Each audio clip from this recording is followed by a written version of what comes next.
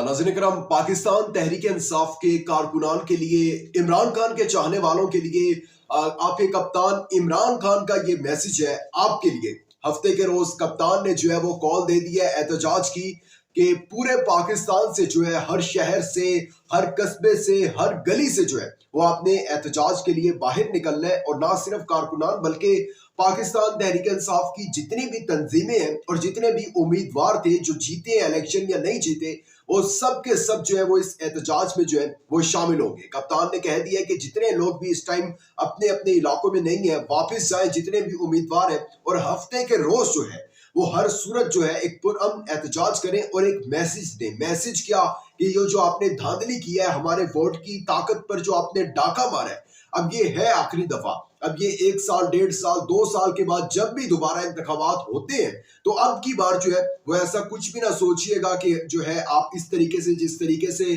पहले आपने हमारे हक पर जो है वो डाका मारा है, इस दफा भी आप डाका मार लेंगे। और अगर आपने डाका मारने का सोचा तो फिर हम पुरअमन एहतजाज भी ऐसा करेंगे कि पूरा मुल्क जो है, वो मैं कुछ कहना नहीं चाहता, वो लफ्ज इस्तेमाल नहीं करना चाहता, लेकिन आपको मुश्किल हो जाएगा। और अभी तो ये एक, मैं समझता हूँ कि ट्रेलर है। अभी आप देखेंगे कि रमजान के बाद जो है क्या होने क्या जा रहा है मुल्क के अंदर। इनकी सोच वहां पर खत्म हो जाएगी जहां से कप्तान की शुरू हो रही है सोच। मौलाना साहब ने आज एक ऐसी प्रेस कॉन्फ्रेंस कर दी है कि इन लोगों के छक्के छूट चुके हैं, क्योंकि मैं बता चुका हूं कि मौलाना साहब को हल्के में नहीं लिया जा सकता।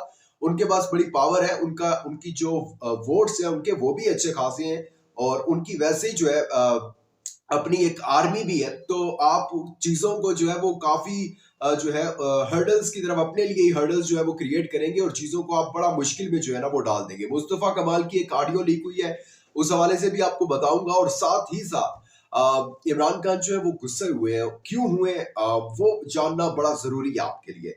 असद तूर सहाफी हैं, उनका जिस्मानी रिमांड जो है वो मंजूर हो चुका है, उस हवाले से भी बात करनी है क्यों हुआ है। लेकिन आगे बढ़ने से पहले चैनल को सब्सक्राइब करके शुक्रिया का मौका दीजिएगा, वीडियो को लाइक और शेयर लाजमी कीजिएगा। नाज़रीन इकराम, सबसे पहले मौलाना फजलुर रहमान की प्रेस कॉन्फ्रेंस पर बात कर लेते हैं। मैंने पहले इब्तिदाई में आपको बताया कि मौलाना साहब जिस हुकूमत के साथ भी होते हैं तो वो कुछ ना कुछ उसको एक पावर मिली रहती है। पावर किस सेंस में कि उनके कारकुनान जो है वो आगे बढ़ चढ़कर हिस्सा लेते हैं, डरते शरते नहीं है, उनको डिसिप्लिन का ख्याल रखते हैं। और एक दफा जो उनको अहकामात जो है वो दे दिए जाए, ये जितने भी मजहबी जमातें हैं, तो फिर इनके कारकुनान जो है अब वो उसको करना जो है वो जहाद समझ लेते हैं। मौलाना साहब की ने जो है वो एक प्रेस कॉन्फ्रेंस की है, और वो ये है कि अगर इंतखाबात में धांधली आपने की है तहरीक इंसाफ के साथ, और अगर तहरीक इंसाफ के साथ धांधली हुई है और फॉर्म 45 के मुताबिक जो है वो तहरीक इंसाफ लीड कर रही है, तो फिर आप उनको हुकूमत दे दें।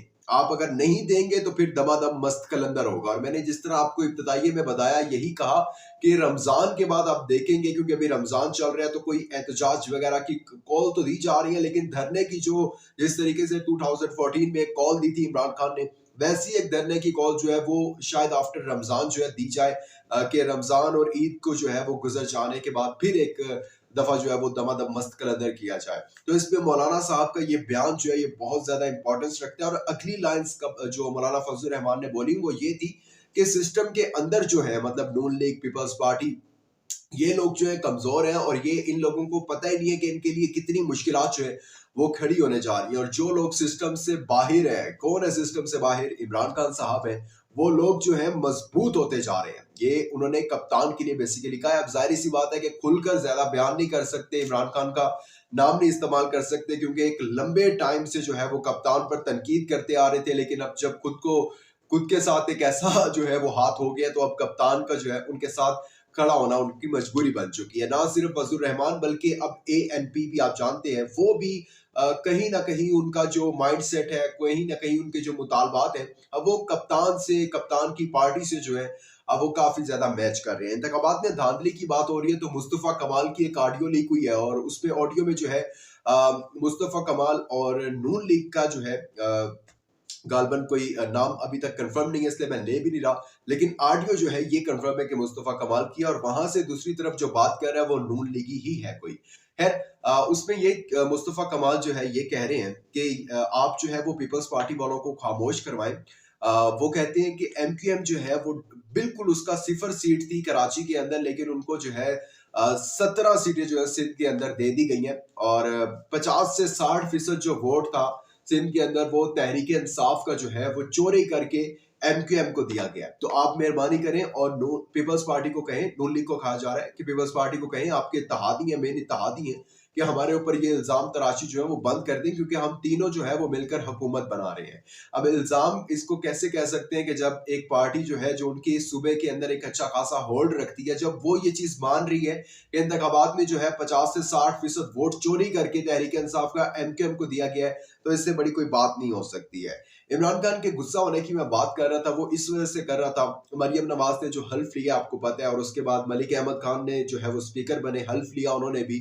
तो कुछ लोग जो थे पाकिस्तान तहरीक इंसाफ के नामजद आजाद उम्मीदवार जो थे, वो जाके उन्होंने कांग्रेचुलेशन बोला मरियम नवाज को, और फिर मलिक अहमद खान को कुछ तस्वीर आई सामने कि उनको हक कर रहे हैं। तो इस पर इमरान खान साहब जो है वो काफी गुस्से में आ गए और कहा कि ये जो लोग गले मिल रहे हैं, मुबारकबाद दे रहे हैं, तो वकला ने कहा कि कप्तान ये जो है एक सिर्फ और सिर्फ एक मैसेज जो है, सिर्फ मुबारकबाद का जो है वो मैसेज दे रहे हैं, बाकी और कुछ भी ऐसा नहीं है कि उनकी तरफ जो है ये लोग नहीं जाएंगे। तो कप्तान ने कहा कि किस चीज का मैसेज, इमेजिन करें कि जो लोग इस टाइम जेलों में हैं, इस टाइम जिनकी माएँ जो है अपने बच्चों का इंतजार कर रही हैं, जो बेटियां जेलों में हैं, जो बच्चे जिनके ऊपर एफआईआर कट के उनका फ्यूचर जो है वो डिस्ट्रॉय हो गया, उनके ऊपर क्या गुजरेगी जब वो ये पिक्चर देखेंगे। यही तो बात है जो कप्तान जो है बाहर नहीं आ रहे, सदर को भी मना कर दिया कि मुझे माफ ना करना, मेरी माफी जो है अदालती फैसला है, उसको आपने कुछ भी नहीं चैलेंज नहीं करना, ना कुछ उसको छेड़ना है आपने, मैं जैसा हूं मैं ठीक हूं। अगर मैं बाहर आ जाता हूं डील करके, तो मेरे कारकुनान, मेरे उम्मीदवार मेरे साथ जो खड़े थे, जिन्होंने सख्तियां बर्दाश्त की सिर्फ मेरे लिए, मारे खाई,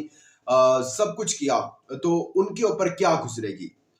तो कप्तान ने कहा है कि कोई ऐसी जरूरत नहीं है आपको गले शले मिलने की, दूर रहे आप उन सबसे।